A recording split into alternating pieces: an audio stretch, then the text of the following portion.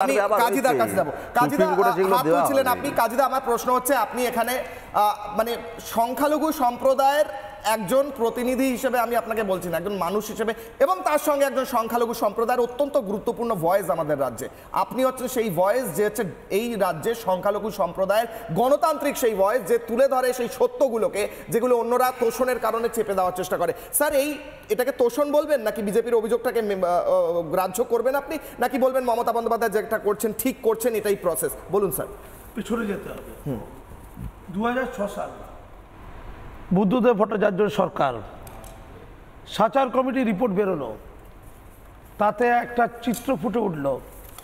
রাজ্যের বাঙালি মুসলমানরা ভারতবর্ষের সবচেয়ে পিছিয়ে পড়া মুসলিম জনগোষ্ঠী। লজ্জাজনক চিত্র।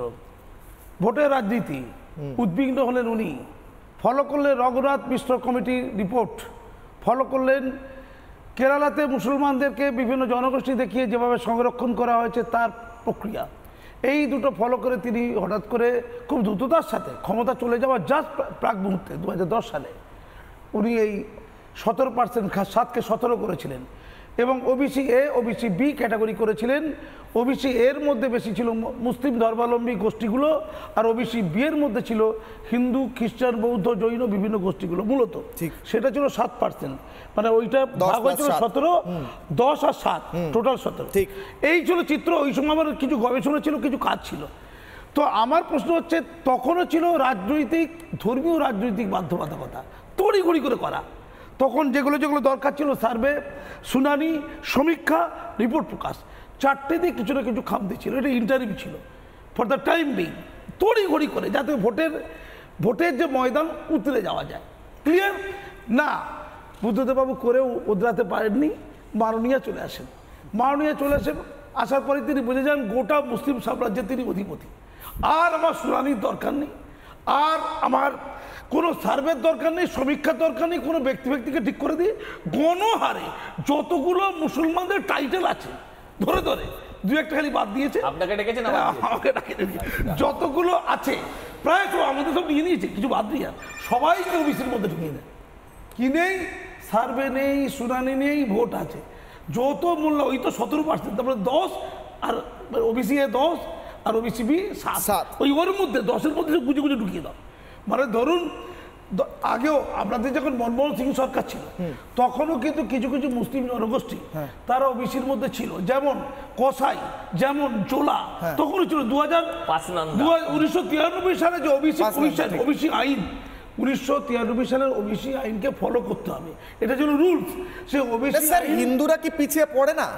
আমি পরিষ্কার করে বলছি, হিন্দুরা পিছিয়ে আছে, ব্রাহ্মণরাও পিছিয়ে আছে। আর্থসামাজিক এবং শিক্ষা যেটা মানদণ্ড, সেই মানদণ্ডে যদি মূল্যায়ন করা হয়, আমি এখানে একটা বাড়তি কথা বলবো, শিডিউল ট্রাইব, শিডিউল কাস্ট, রাজনীতিক বাধ্যবাধকতা লোকের থাকতে পারে, সেটাও যখন ঠিক হয়েছিল, সংবিধান যখন লেখা হয়েছিল, সেটা ফর দ্য টাইমিং ছিল।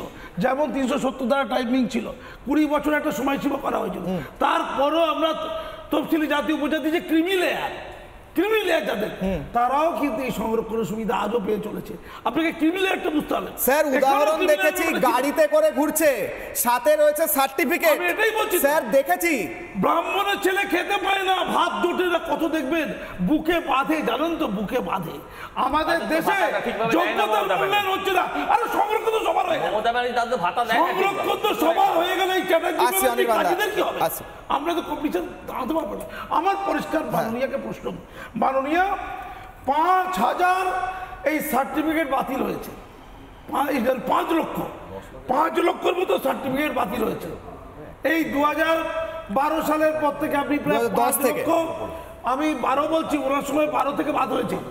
তো আমি আপনাকে একটা পরিষ্কার করে বলি, ওখানে কি টাকা দিয়ে সার্টিফিকেট হয়েছিল? এই অভিযোগ আছে, টাকা দিয়ে এই সার্টিফিকেট তৈরি করা। এবার বলি, আপনি এখন বলছেন 140টার মতো, তার মধ্যে ওবিসি এ হচ্ছে এই কটা, 49টা, আর ওবিসি বি হচ্ছে 91টা।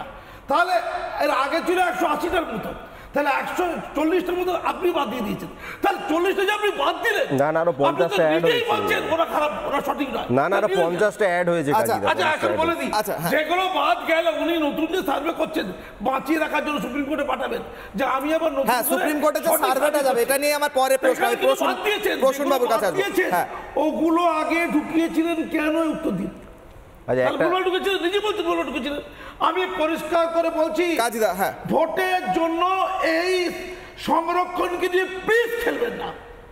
আর কত এরা পরীক্ষা দেবে, যারা চাকরি পেয়ে গেল ওই সংরক্ষণের সুযোগ নিয়ে, তারা যোগ্য চাকরি পায়নি, কিছু অযোগ্য লোক চাকরি পেয়েছে, তাদের চাকরি যাবে না ঠিক কথা, তাদের নিয়োগ বন্ধ হবে ঠিক কথা, ঠিক, কিন্তু তারা যে পেলো তারা তো বৈধ লোক পেলেন না। ঠিক না, আমি আসি প্রসূন বাবুর কাছে আসি, আমি প্রসূন বাবুর কাছে আসি, হ্যাঁ আসি, আমি একটা বক্তব্য শোনাবো, কাজীদা একটা বক্তব্য শোনাবো। আমি স্যার আপনার কাছে আসি এরপর। প্রধানমন্ত্রী নরেন্দ্র মোদী তিনি এই রাজ্যে সে এর আগেও বহুবার বিভিন্ন সময় লোকসভা ভোটের আগে পরে বিভিন্ন সময় বলেছেন তোষণের কারণে কি ক্ষতি হচ্ছে, কিভাবে ক্ষতি হচ্ছে। প্রধানমন্ত্রী নরেন্দ্র মোদীর বক্তব্য, তারপর আসি প্রসূন বাবুর কাছে, শুনুন।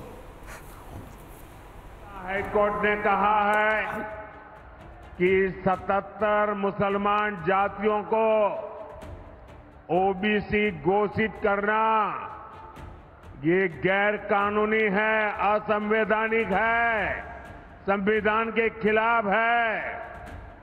यानी टीएमसी ने लाखों ओबीसी नौजवानों का जो हक मिला था उनको रातों रात ये वोट जिहाद वालों को मदद करने के लिए इन्होंने लूट लिया है।